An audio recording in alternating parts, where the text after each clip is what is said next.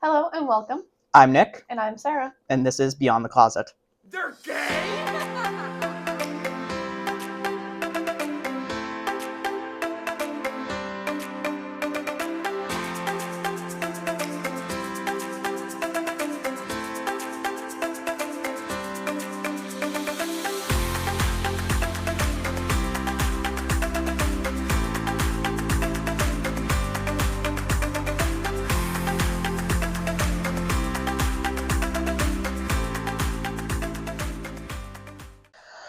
Okay. Wait, can I explain?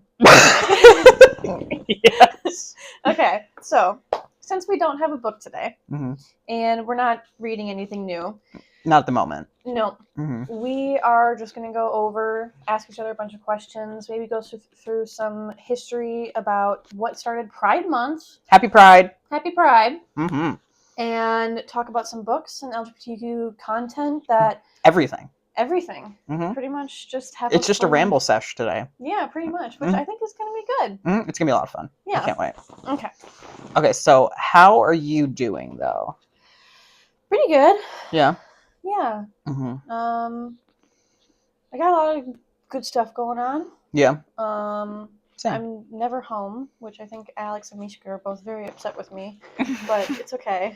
Yeah, I feel like when it gets warm, once summer hits, it starts to get busier again. Yeah, well, it starts to get busier, and then I also have coworkers saying, "Do you want to hang out today?" And I go, "Yeah, I do." Yeah, I do want to hang out. And then I tell Alex, I'm like, "All right, I'm gonna go shopping," and he's like, "Okay, have fun." I left the house at 10 o'clock, 10:30, and I didn't get back until 4. Oh my god. Jesus. Anywho. It's fine. Yeah. We made dinner together. Good. Actually, no, we went to Culver's. Good. Culver's is good. Yeah. Mm-hmm. It was really fun. Yeah. He asked me, because he was like, "What do you want to do for dinner?" And I'm like, "I don't know." And he's like, "Well, do you want to go to Culver's? Because I get a free birthday scoop." And I'm like, "Oh, can I get a scoop too?" Yeah, period. You guys are like a few days apart. So yeah, might as well. Yeah. Although he's one of those people that he's very like, "Oh, let's go to this place so I can get the points." Mm-hmm. Like I go shopping at Aldi. He goes shopping at Metro Market. Okay. Because he gets the points at Metro Market. Mm-hmm. And so if I tell him, like, "Can you go to the grocery store?" He's going to go to Metro Market, not Aldi. Okay. And I'm like, "No, I'm going to go to Aldi because it's cheaper for my bank account." It is cheaper. It's much cheaper. So. Yeah, valid. How are you doing? I'm good. A lot of events this past weekend for me. Yeah, and some upcoming events. Mm-hmm. Yep. I think we mentioned it last episode. Yeah. You're talking about the well-read damsel thing, right? Yes. Mm-hmm. Well, it doesn't hurt to mention it again. Yeah, I will. So Natasha, we saw her last week too. We went there after we filmed last week's episode, and we got a lot of books. Well, you got a lot of books. It was my birthday. It was your birthday. It was my birthday. And she's going to be having an event on June 13th, for those who don't know, in downtown Milwaukee at the Wisconsin Center. And it's pretty much a LGBTQ book fair. Mm-hmm. And I will have a setup there with all sorts of bookmarks that I'm going to make. And wait, is it LGBTQ focused or is it romance? LGBTQ. Okay, perfect. Mm-hmm. LGBTQ book fair, which will be really cool. And we're one of the vendors, which will be a lot of fun. And I'm going to have a table with maybe some like bookmarks and some of our info on the pod so people can know more about it and stuff like that, which will be a lot of fun. So make sure to go check that out. It's from 10 to 3, Saturday, June 13th at I want to say it's called the Baird Center. Yeah, I think that's what it's called now. The Baird Center. Yeah, so it'll be there. It'll be a lot of fun. But yeah, no, this past weekend was good. A lot of events that I had to do because, I'm an event coordinator, so I had to do some stuff like that. But did you say the date and time? Yeah, 10 to 3, June 13th. Beautiful. Beautiful. At the Baird Center. But yeah, it was a little busy, but it's okay. We got through it. But now I'm just really excited that it's Pride Month. Yeah. And that there's a lot of cool stuff coming out. Next month we have Heartstopper, and this month we have, probably tons of other content that'll probably come out at some point, which is really exciting. I'm really excited. So yeah, I'm doing well. I've been reading the first off-campus book, which is really good. I like it so far. But yeah, I think we should go ahead and get started and kick off this Pride special episode. Beautiful. So, guys, we have confetti cannons. I have never used one of these before. Hold on. I don't know how loud it's going to be. Okay, so we have confetti cannons for Pride, and they're like rainbow color. I've never used a confetti cannon before, but obviously we got to, make sure we're not screaming too loud. Don't want people to think we're, murdering each other. Yeah, we're fine. It's just a confetti cannon. So I think on the count of 3, I guess we can do it. But first, let's figure out how to use this. So I think, do you twist it like this? You're twisting the opposite way already. Like this? There you go. Okay. So let's shoot it upward, not at each other, obviously. No! Okay, are you ready? Yeah. I'm really scared. 1, 2, 3.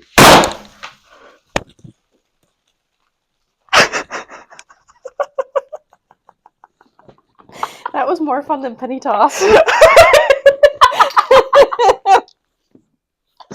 so much confetti! I didn't expect it to be this much. That was fun. That was really fun! Can we do it again? No. I have 4 more. Oh my god, no. That was really fun, though. I'm glad we did that.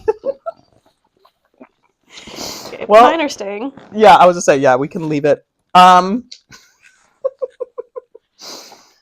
Just a stack. That was really funny. I'm glad we did that. That was not as loud as I thought it would be, though. But it was really funny. That was really good. That was really good. That was cathartic. We should do that. It was what? Cathartic? Cathartic? I don't know if I know what that means. Oh, like therapeutic. Oh, yeah. 100%. I'll tell my therapist about it. Be like, listen, this was magical. We should do that for like our 50th episode. Yes. Or like 30th or whatever, like 100. Dude, they're in my shoe. That was great. That was a ton of fun. And that's going to look great on camera. That shower. That was great. That was so like, whoa, like gender reveal type stuff. That was great though. I loved it. Okay. Holy hell. It is everywhere, but it's okay. So now we're going to talk about, I'm sure you know some of the, let's talk about how Pride kind of started. Do you know any of the origins behind it? Because I feel Not well. Because I know that from what I know is that there was a kind of like a and correct me if I'm wrong, please. Like, I'm still learning some stuff. Did you Google this? Yeah. Okay. Did you go to Wikipedia? No, it was just straight through Google. Okay. But from my knowledge, because you know about Stonewall Uprising in New York, right? 1 second. Okay, please hold. Okay. The Stonewall riots. Yes, that's what I've heard about before. Or also known as the Stonewall Uprising, Rebellion, Revolution. In 1969. Yes. Yes, okay. It was a series of spontaneous riots and demonstrations against police raid that took place in the early morning of June 28th, 1969. Sorry, not to... No, it's okay. It's, I knew that already, but I felt like you'd be better at explaining it, so I kind of handed it off to you. Fair. At the Stonewall Inn in the Greenwich Village neighborhood of Lower Manhattan in New York City. Although the demonstrations were not the first time American LGBTQ people fought back against government-sponsored persecution of sexual minorities, the Stonewall riots marked a new beginning for the gay rights movement in the United States and around the world.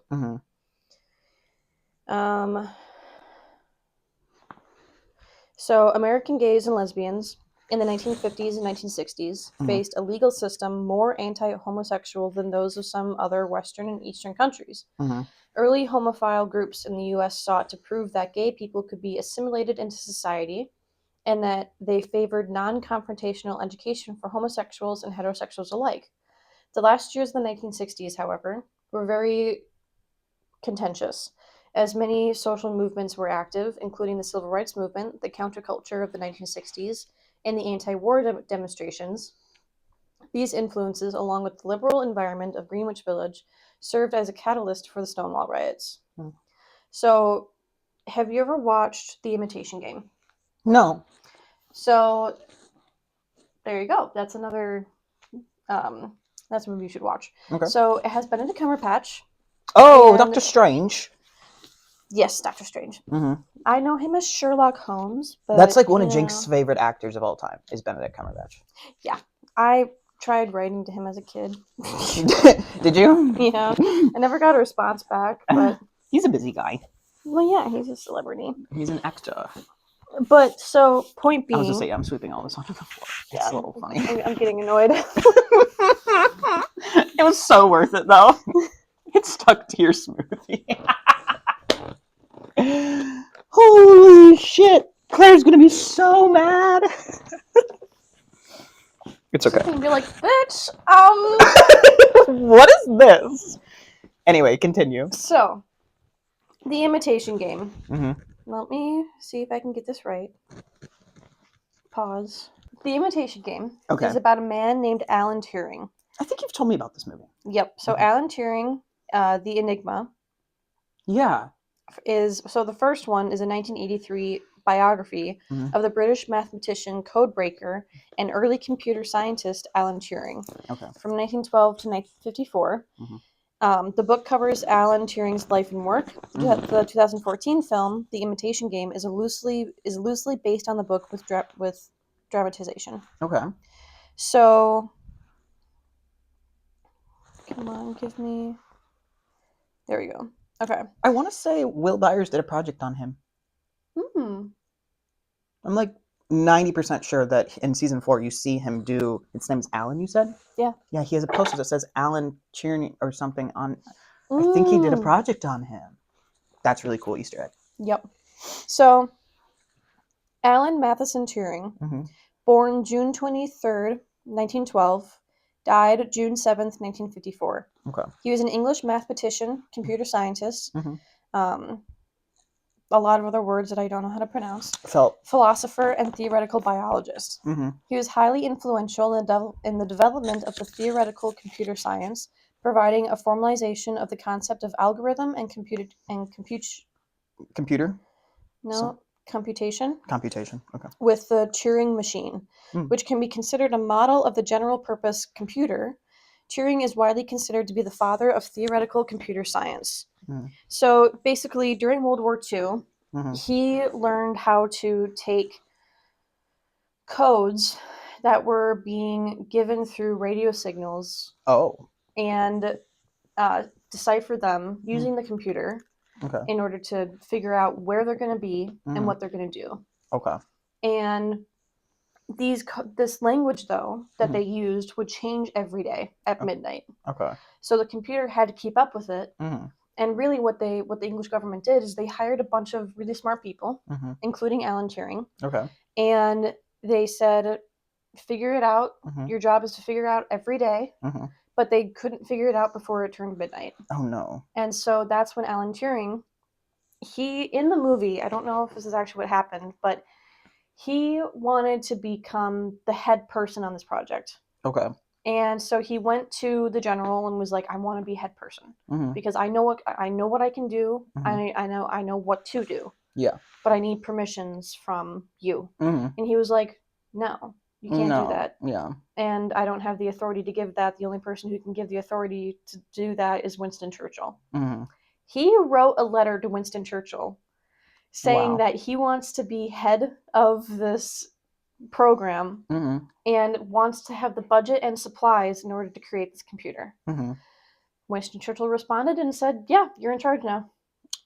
Period. And so now he was giving orders to the whole people, and obviously the people kind of hated him for it, and was like, well, okay, fuck you, I guess. Yeah, I don't know why we have to listen to you now, but and there's this really funny scene in when he first gets the letter. Yeah. And the general was like, yeah, Alan is in charge.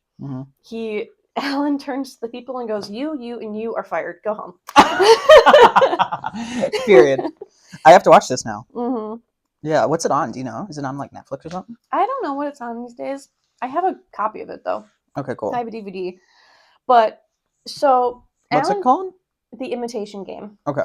So as much as this is the main plot of the story, there's a side plot. Yep. Alan Turing was gay. Yes, that I knew. And during this time, if the government found out you were gay, and granted this is in England, not in America, so the big difference there. But what they would do is they would put you through a program and put you on several different types of medication in order to make you straight. So conversion therapy. Conversion therapy. Which doesn't work. It does not work. And that is why he died so young. Oh my God. Yeah. Because these medications were making him so sick. Jesus. Yeah. But he did actually, I don't know if he got married or not, but he did have a wife who knew, or a girlfriend, or a fiance, who is played by Elizabeth from Pirates of the Caribbean. Oh, yeah, I can't remember that actress's name, but I know who you're talking about. Yes. And so she knew of what he was, and she was like, well, you and I could get married and live our own lives. And then they were engaged for a while, and then once the project was over, you know, they both went their separate ways, and he went into conversion therapy because he was either that or I think it was either that or serve in the army. And he didn't want to serve in the army because he's a mathematician. He's autistic. He didn't want to do that. Yeah. And so he was like, all right, conversion therapy. And that sucks. Yeah. And she eventually did find a husband, had a couple kids. So, you know, good for her. But yeah. So the movie is very, very sad, very upsetting. But damn. Yeah. So I'm guessing the Stonewall riots were about trying to stop that. Yeah. Trying to stop conversion therapy. Which people are still trying to stop. Really? I feel like nowadays, are they still a thing? I don't think it is. I have no idea. You looking it up? Yeah. I don't know if they're still a thing. If they are, that's horrible. It might be in some... Or certain countries. Oh, conversion therapy is effectively illegal for licensed mental health professionals in Wisconsin, though it remains a subject of ongoing legal and political battles. Yeah. So in Wisconsin, it's illegal. You can't do it here. Yeah. That's good. That's still, you shouldn't be able to do it anywhere. Yeah. Because that's quite literally one of the main definitions of homophobia. Oh, yeah. Yeah. Dang, that's wild. Yeah, I'll have to give that a watch. But yeah, Pride, such a good month to celebrate and be who you are, no matter what. Whether it's gay, bi, lesbian, trans, you know, pansexual, asexual. Take it all in, be yourself. Yep. You know, no matter what. Everything except for the bad stuff. Just don't be, just, you know, be you. Yeah. Be you. Be proud of who you are. Be nice. Be you, be proud of who you are, and be nice. That's all we all got to do. Be nice and be respectful. Exactly. And we're all happy now. So it's okay. Yeah. Is there anything else that you wanted to touch on for the Stonewall riots? I don't think so. Okay. I love Wikipedia. I was going to talk about a new show that I started. Okay. Called Overcompensating. Yes, okay. And it's really good. The main character actually like wrote and directed the show too. Ooh. It's on Amazon Prime. I think you should watch it. It's really funny. It's like about a college kid who's clearly closeted but is like trying to like, you know, he's scared, you know, and that's normal.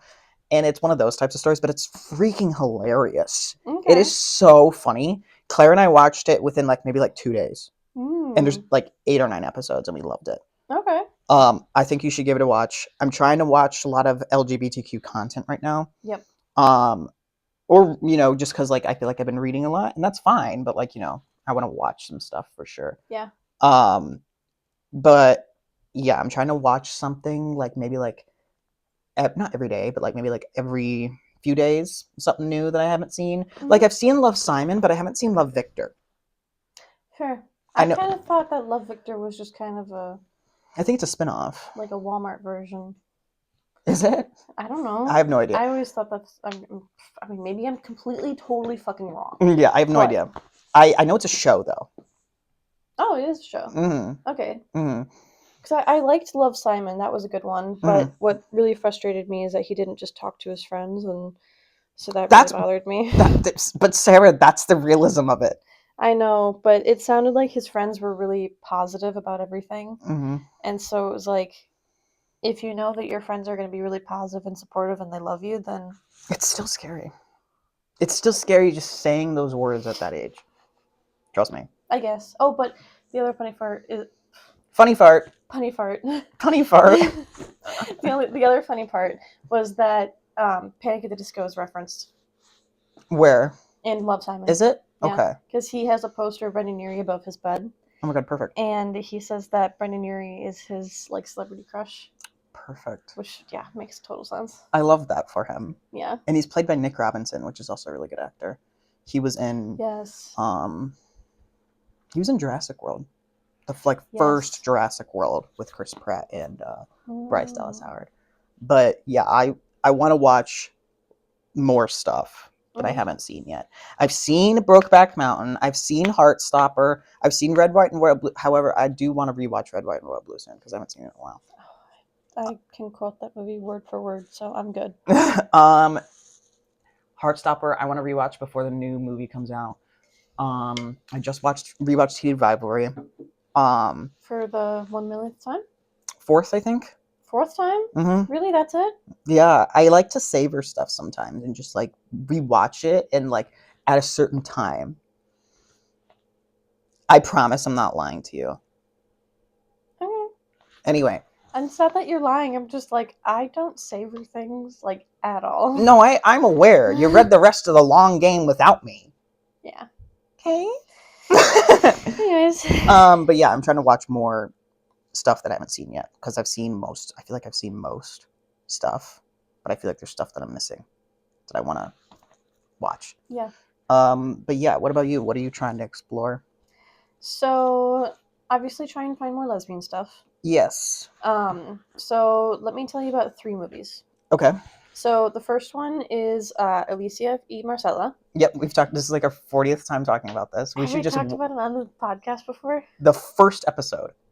Okay, well, we're going to bring it back up again. We should just watch it. Yes, we should. Mm-hmm. If we ever get a chance to hang out. Mm-hmm. Maybe on Monday. Yeah. Mm-hmm. So, okay, Alicia and Marcella is a student-teacher relationship based on a true story. Mm-hmm. And this has taken place in Spain during... like the 1800s or something, right? I think so. Yeah, like 1890s or something. Okay. And so, or it could be 1910s. I don't know. It's during that time period. It's a long time ago. Yeah. Mm-hmm. So they are a lesbian couple, and they just want to have a life together. And they everywhere they go, they kind of get found out, and they're like, okay, well, we have to move. So then they move again, and they move to this town where one of them, I think it's Marcella, that actually dresses up as a man. Okay. And tells everybody, like, no, I'm a man. This is my wife. We are married. And, whatever. But everybody's like, no, I think you're a girl. Oh, my God. And then they're like, no, let's prove it. And so Alicia gets pregnant by another man. And is like, no, this is our child. See, she's pregnant. And they still don't believe this. Oh my God. And so... so stressful. Yeah. And so by the end of the movie, I think they have to send away their kid, or they have to separate themselves because they can't live a life together. Fucking A. But so the story is written by their daughter. Okay. And so she comes back and finds her parents and then lives with them, and that's the end of the movie. But it's a cute movie, and they go through a lot of struggles, but it's definitely a biography about these 2 women who just wanted to be together. Okay. And so it's really cute.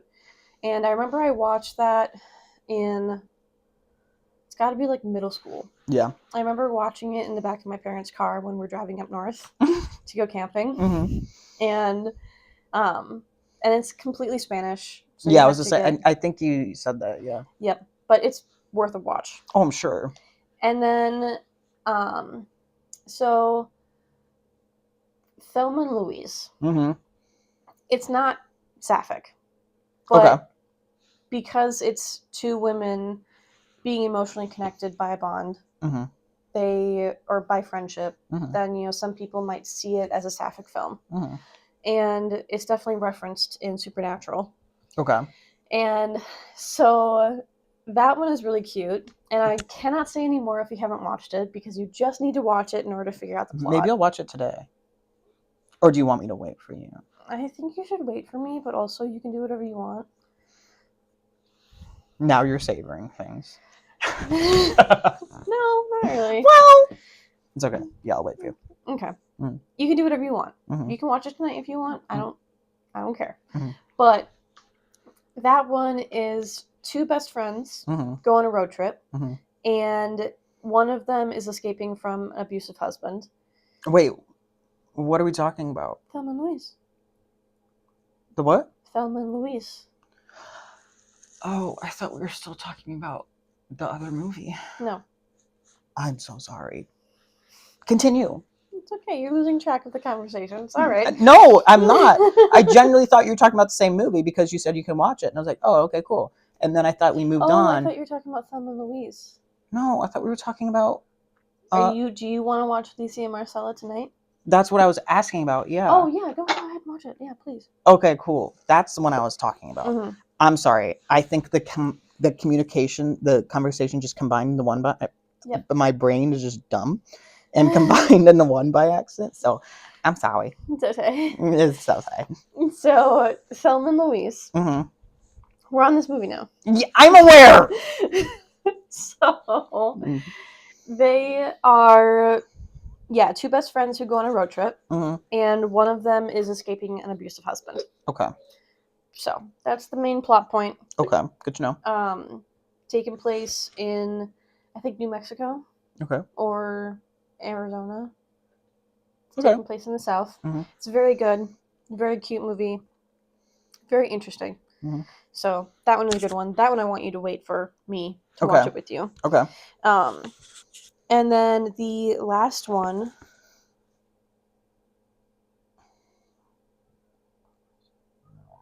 Fried Green Tomatoes. Yes. Which might be our next book. That might be our next book. Because I cannot stop thinking about it. I know. And you know what's funny is I can't either. I know nothing about it, but I'm like, I just want to read a lesbian story. Yep. And I think that'd be a great first one to read. Yep. And what I read on Google is that the book is more sapphic. Yeah, you said the movie's a little different. Yeah, the movie is less so. We'll still watch the movie. Yeah. Mm-hmm. Actually, I won't watch the movie first, but I almost want to, just so I know who to picture, but I won't. I'll wait. Yeah. I'd read the book first. Yeah, I will. We'll have to find it. We'll have to see where we can find it. I think that should be our next read. Mm-hmm. Period. Okay. We'll order that. And then after that, we can do some other books. I think we should read Cleat Cute after that. Mm-hmm. Or some kind of, I want to do some more lesbian stories for sure. Yeah. Or we could just go back and forth. Well, because to be fair, you got to pick a whole series. Exactly. So I would like to have at least 4 or 5. Exactly. So that's why I was like, girlfriend, what should we read next? And then we can kind of go back and forth after that. Yep. Yeah, that works for me for sure. But you do have one book, that M.M. romance, that you're like obsessed with, that I know you've been wanting to talk about for like 10 minutes now. Yes. Most people know about this book, I feel like. Everybody knows about this book, and if you don't, you live under a rock. Quite literally. I lived under a rock for a little bit. Yes, you did. I did. Yeah. I had no idea what it was. And I swear to God, when I bought you this book, I told you it was gay. No, you didn't! Yes, I did. Because we replay the clip from episode 1 or 2 or whenever it was. Replay the clip. I think it was episode 2. Replay the clip. But you guys were at Barnes & Noble or something. Yep. And you brought me a book home, and you were like, I just think you'd like this book. And I was just like, I don't know much about, the Iliad and the Odyssey. Yeah, I don't know anything. And you're like, I can walk you through it. And I was like, okay, cool. And I was like, should we just read it together? Should we just do like a little book club? Yeah. And then we started doing that. But then I had no idea this book was gay. Let me clarify. I had no idea. So I'm reading before I get up for a 6:30 shift the next day. Because I'm trying to fall asleep.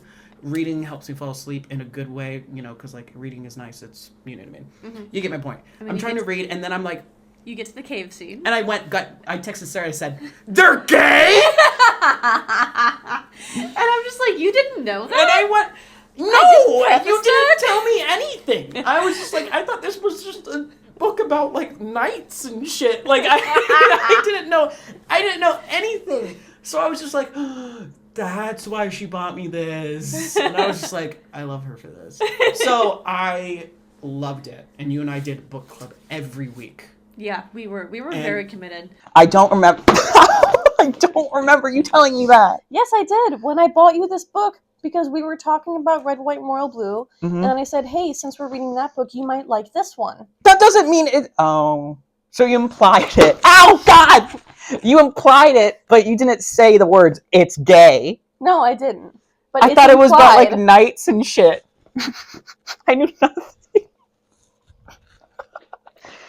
You guys need to get him on the right side of TikTok. Hey, listen. I read it and I loved it. That's what matters. You need to read it again. I do so need to read it you again. can fully immerse yourself. Mm-hmm. Okay, let me just say, I have lost count as to how many times I have read this book. Mm-hmm. I have it right here. Okay. Yeah. This is my copy that... Just feel yours versus mine. Yeah. Mine's... I mean, I think the material is different. You should get that, like, bougie copy from, like, Target. No, I don't need it. Why? Okay, here's my opinion on bougie books. Ready? I thought you were ignoring what I said. I thought you were just going to go deep dive into this. I was like, okay, I guess I'll just go fuck myself. No. Here's my opinion about the bougie books. Mm-hmm. You don't need them unless they're going to sit on your shelf and become a piece of art. You're never going to read it. You're never going to break it open or break the spine because you don't want to hurt it. Mm-hmm. And you never want to bend or write on the pages because it's too nice. Mm-hmm. So it's decor. What is the point? Decor. No, I'm sorry, but that is maximalism. I am a minimalist. But there's new heated robbery ones that look really pretty. I don't care. I don't want them. I do. Okay, you can have them. Don't judge me! I'm not judging you. I'm just saying that I personally will not go out of my way to get them. And if I get them as a gift, great. Mm-hmm. But I would rather just have a paperback version of the book. That's valid. Still the same words, and the words are what is meaningful to me. I feel like hardcovers are bigger books because the words are separated, though, throughout pages, because there's less space. No? No. Continue. Sorry. I'm sorry, $30 versus 15. Yeah. It's not worth it. No, I meant, like, that's not what I was saying. No, I know what you're saying. Okay. I'm just saying that I will still, no matter what the difference is, if the words are bigger and the spaces between the lines are bigger, I still don't care. I'm not going to get a hardcover book. Okay. That's your choice. I'm sorry, but I was raised on the little tiny books that I get from Piggly Wiggly. Mm-hmm. Those are the books that I was raised on. Mm-hmm. Okay. Those are the ones that my parents would say, all right, do you want to go look in the book section at Piggly Wiggly? Mm-hmm. Because they couldn't afford to take me to a bookstore. Okay. And so I got books from Piggly Wiggly and Pick and Save, and I picked those ones out and I read those. Okay. Those are the books I grew up reading.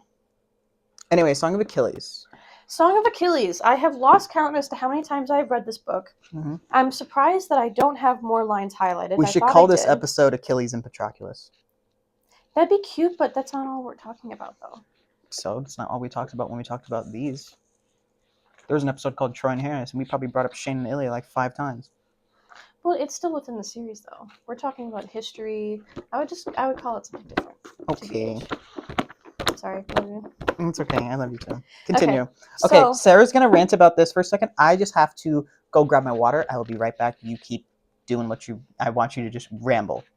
Just ramble? Just ramble, because I know you want to ramble about this. Okay. And I know a lot about it, and I will listen while I get my water. Okay, the Song of Achilles.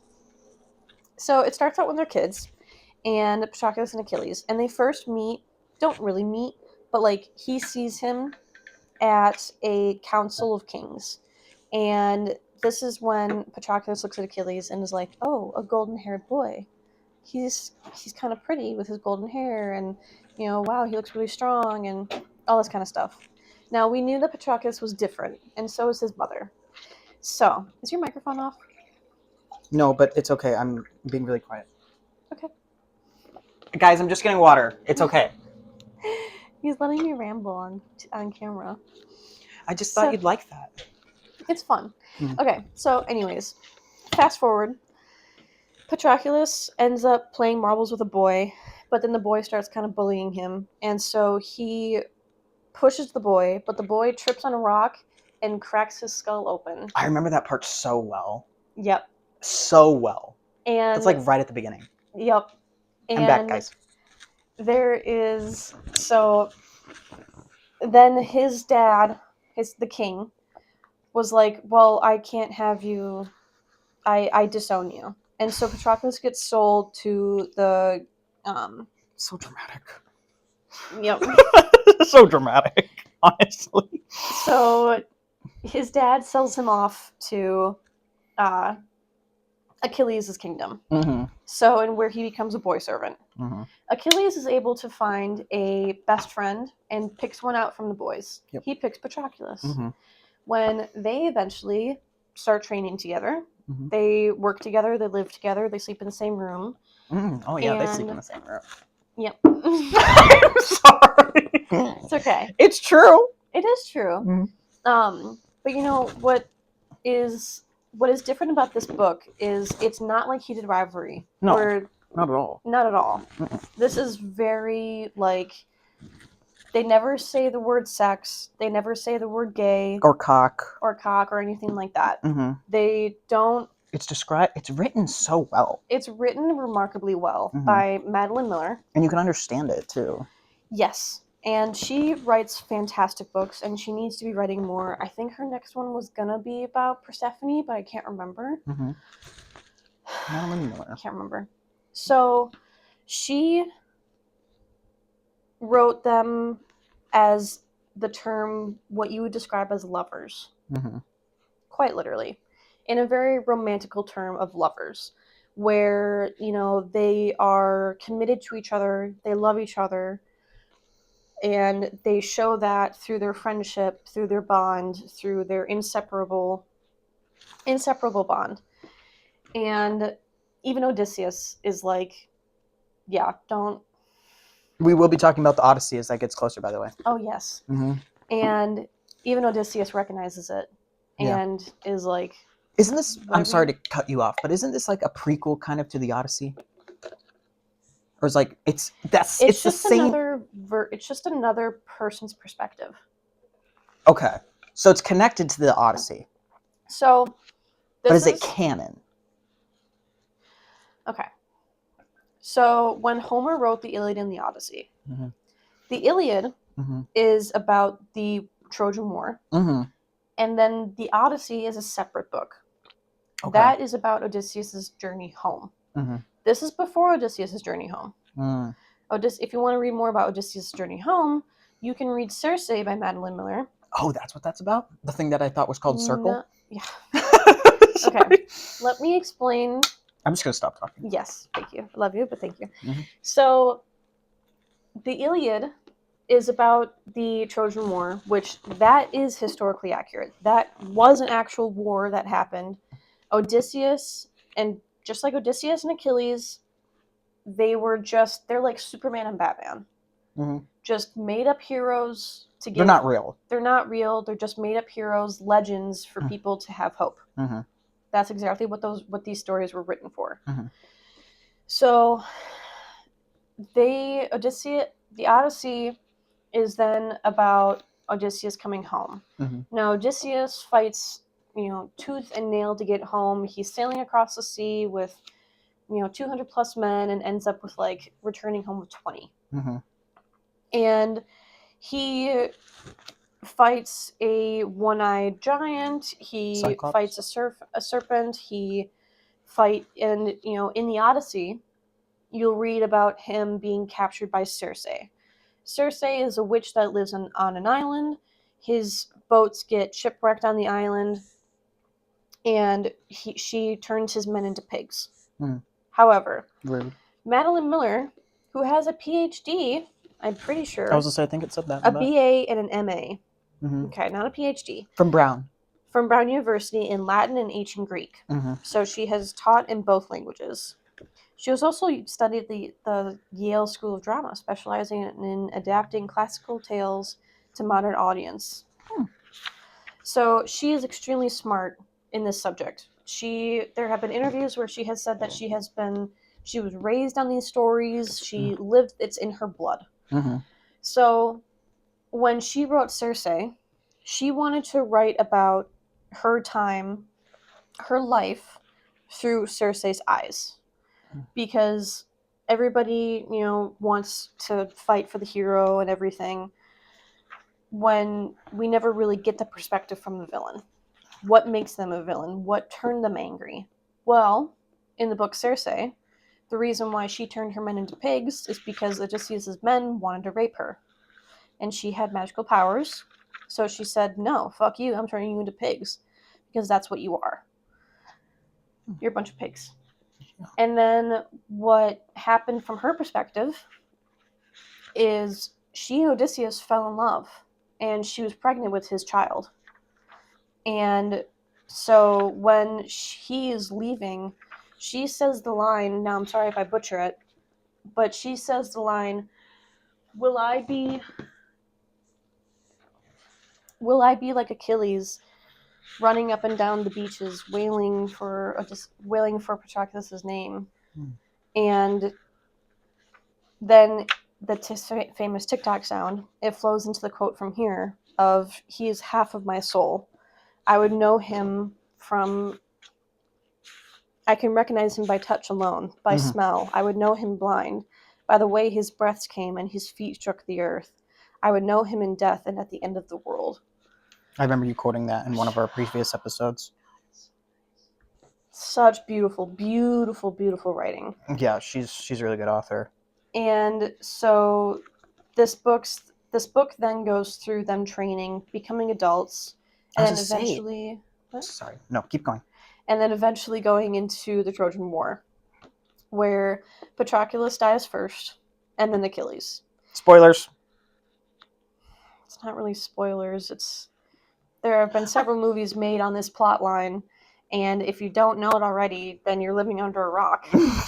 So I'm just saying, if someone knows nothing about it and they want to read it, like me, it's kind of. I knew nothing about this. Like I said, I didn't know it was gay. I thought it was just about like knights at war, and that's why I was like, I don't know if I'm gonna like this. And then I was like, oh my god, they're fucking. And I was like, hell yeah, we're reading this. Fair enough. So sorry. Then, there is this interesting part in the end of the book, which I don't know of how many of our viewers actually watch Outlander, but in Outlander, if you haven't finished it already, don't watch this episode and skip through this next part.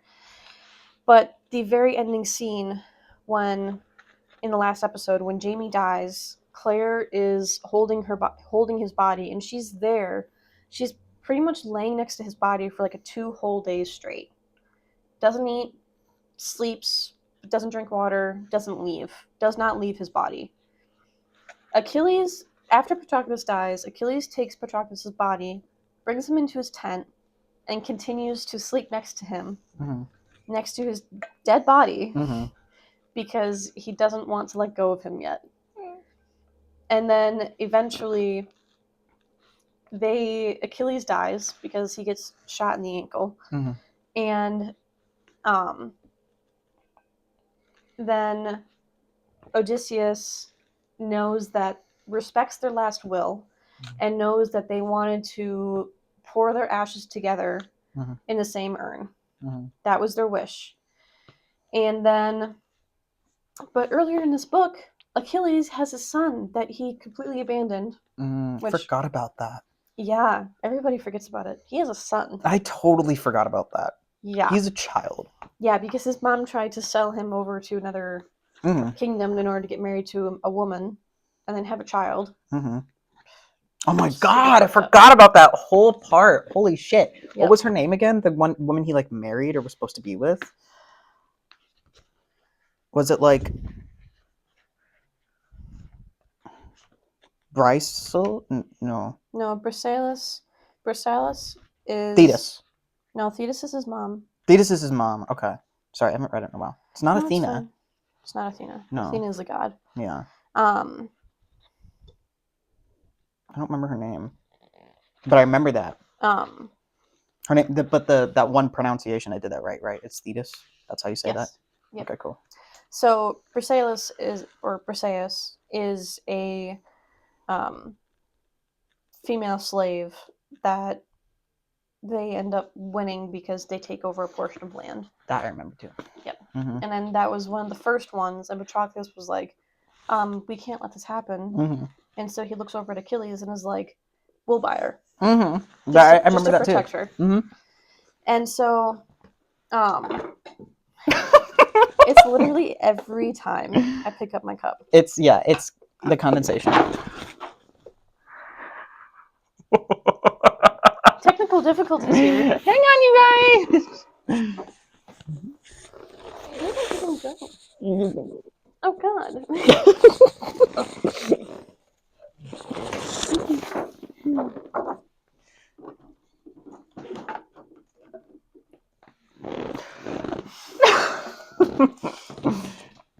So, anyways, then, at the very ending of the book, there's beautiful, because his son comes back and says, "No, a lesser man cannot put his ashes in with my father. My father is a king. My father is amazing. You know, the strong warrior. Why would he want his servant to be buried with him?" So Odysseus is like, "No, well, we already mixed the ashes together, so there's no taking it back." Well, so when they bury the ashes and they put up a gravestone, it only says Achilles.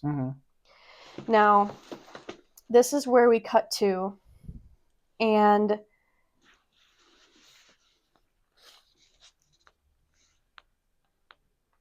he is sitting on Patroclus' ghost is sitting on Achilles' grave because he cannot enter the underworld. So he's stuck on this land, on this earth, until his name gets written on the stone. And Thetis is sitting next to him. And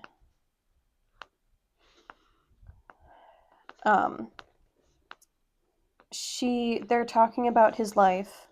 They're talking about their lives.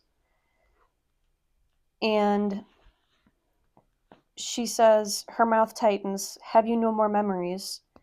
Patroclus speaks, "I am made of memories." And she goes, "Speak then." And that's when you realize that this whole book is told as a memory from Patroclus' point of view. This whole book is about him telling Thetis their life. Which is really cool. And then I almost refuse, but the ache of him is stronger than my anger. I want to speak of something not dead or divine. I want him to live. At first it is strange. I am used to keeping him from her, to hoarding him for myself. But these memories well up like spring water faster than I can hold them back. They do not come as words, but like dreams, rising as a scent from the rain-wet earth. This I say, this and this. The way his hair looked in summer sun, his face when he ran, his eyes solemn as an owl at lessons. This and this and this. So many memories of happiness crowding forward. She closes her eyes, and the skin over them is the color of sand in winter. She listens, and she too remembers.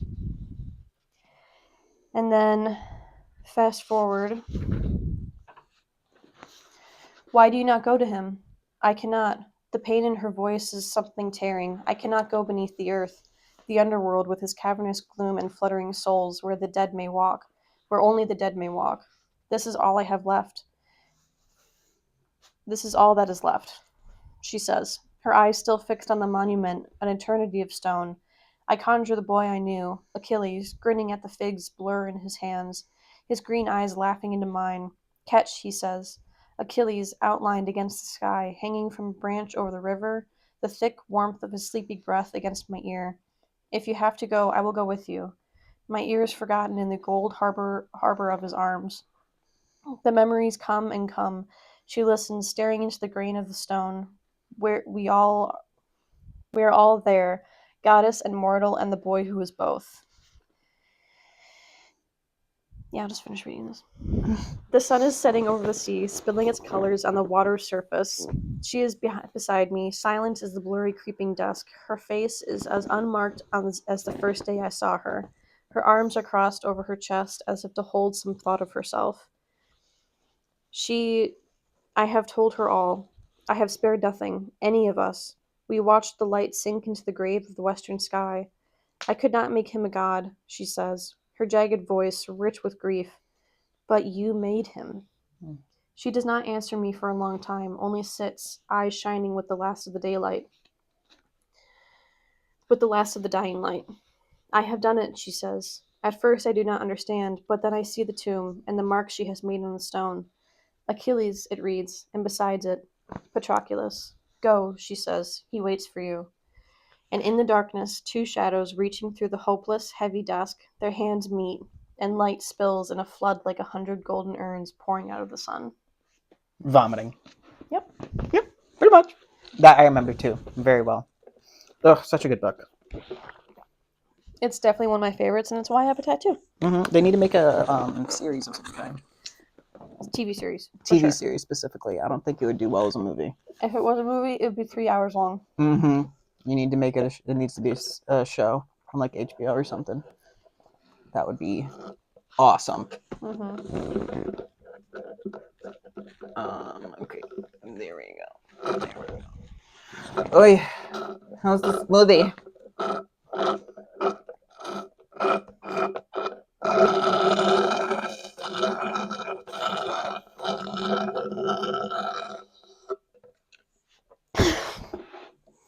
Jesus Christ.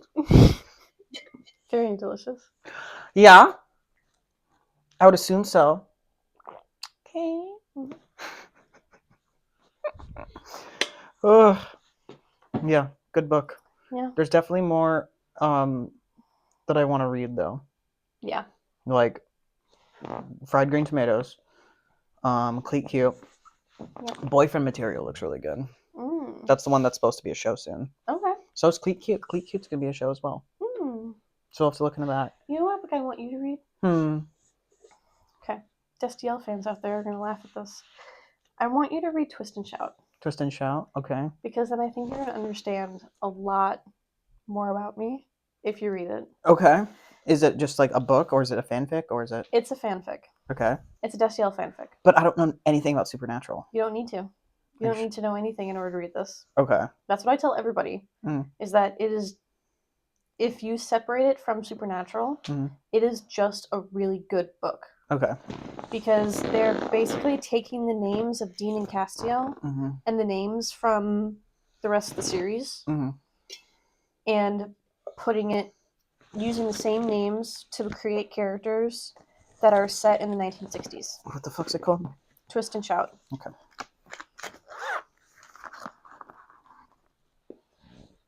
What the And I have to send you the link because if you go onto Archive of Our Own, you're not going to be able to find it. Oh no. Twist and Shout? Okay. Yeah, I'm just going to send you the link right now. Is it Castiel? Is that his name? Yep.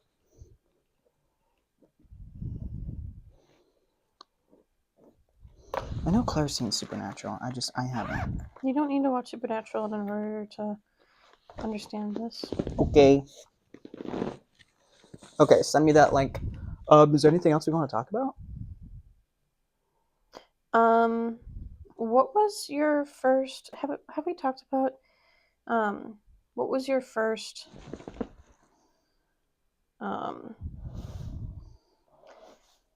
Like exposure, like, or piece of fiction that you ingested. That was LGBTQ? Yeah.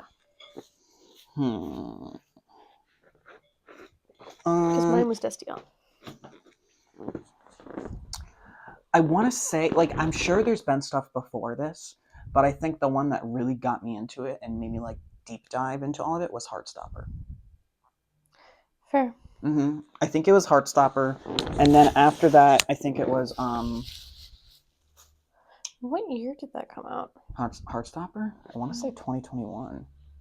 Damn, you're late in the game. I know. I can tell you who my awakening was, if you want to know that. Does the camera want to know? I don't know. I've met him. Oh god, that's another one good. Huh? There's another one called 91 Whiskey. Mm-hmm. Also very good. I've met my awakening. Yes, I know. You told me about that. Mm-hmm.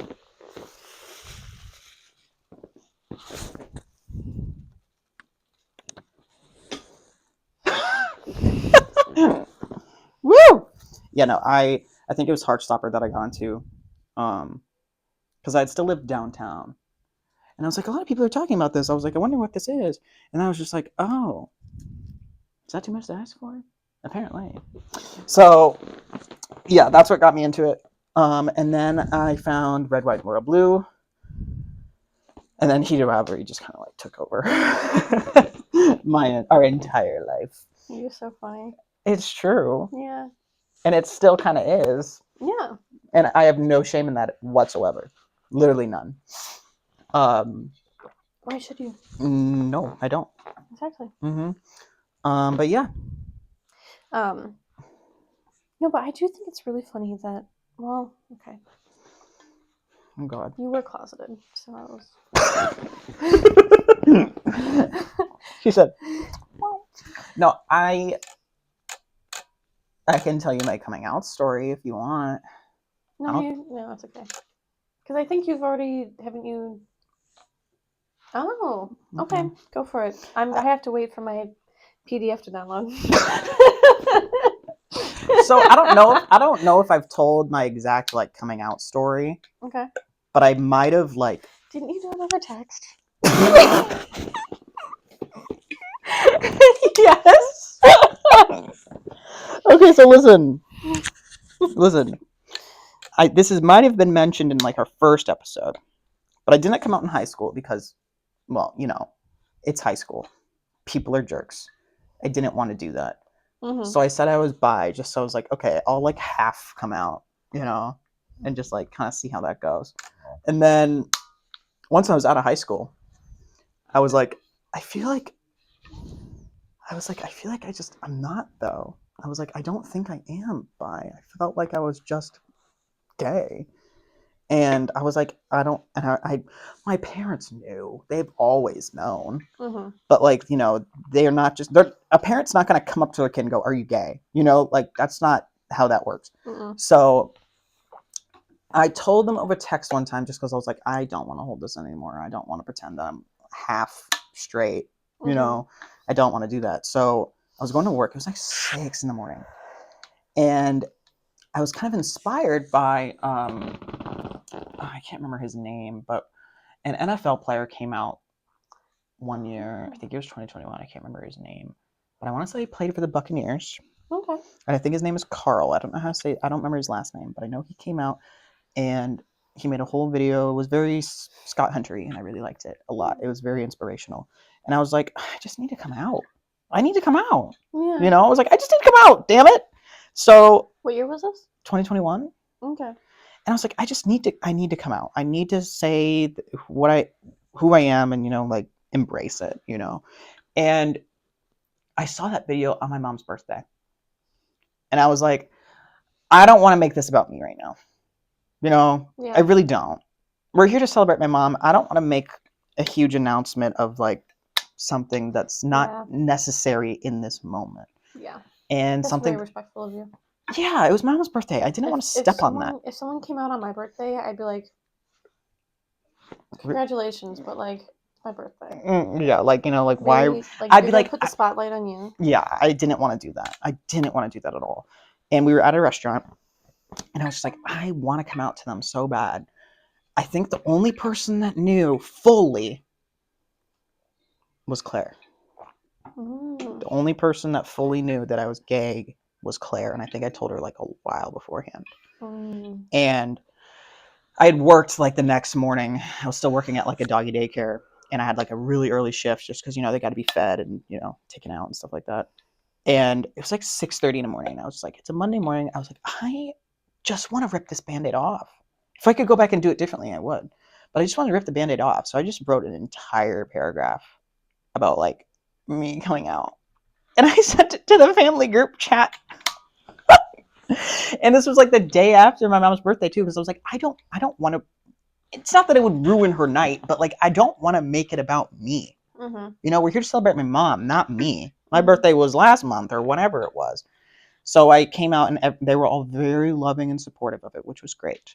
That's awesome. Which was very great. But like it was just very, I didn't, like I said, it didn't come out in high school because you know how our high school was. Mm-hmm. I don't want to come out in that area. Mm-hmm. And even when I was bi, it still felt kind of iffy, you know? Yeah.